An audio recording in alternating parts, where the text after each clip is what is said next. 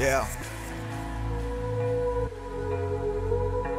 What makes you an exception? Blunt, joint, cui, spliff, pai. Yeah.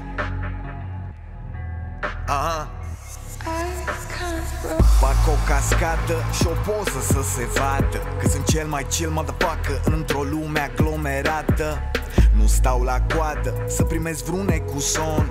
Oamenii în ziua de azi sunt făcuți după șablon, așa că on and on and on and on.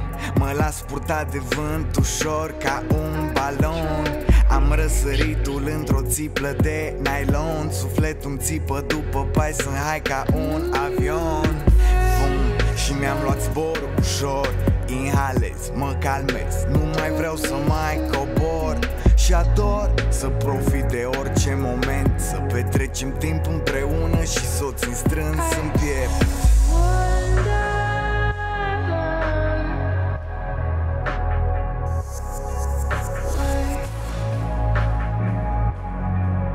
Inhalez, mă calmez, yeah. Nu văd o altă modalitate de a trece peste toate în lumea asta plină de inimi amanetate, unde oamenii îmi plâng în față, dar îmi râd în spate. O altă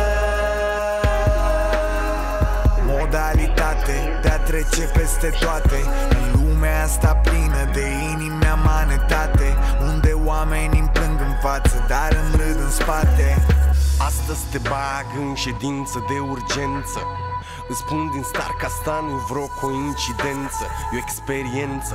Ce vreau să scot în evidență e că nu creează dependență, creează independență. Auzi altă frecvență, că viața e o secvență, în esență. Mai multă transparență, prea multă violență, ce vin de audiență, incompetență, totală lipsă de decență. Unii te văd, unii te plac, unii ți-ar da în cap, unii sunt orbi, alții se fac, unii vorbesc și alta fac. Chemați hingherii, în primul rând în primăverii, că mulți au col și nu doar să te sperii. Nu văd o altă cale să evadez, inhalez, mă calmez, mă tratez. Nu văd o altă modalitate de a trece peste toate în lumea asta plină de inimi amanetate, unde oamenii îmi plâng în față, dar îmi râd în spate. O altă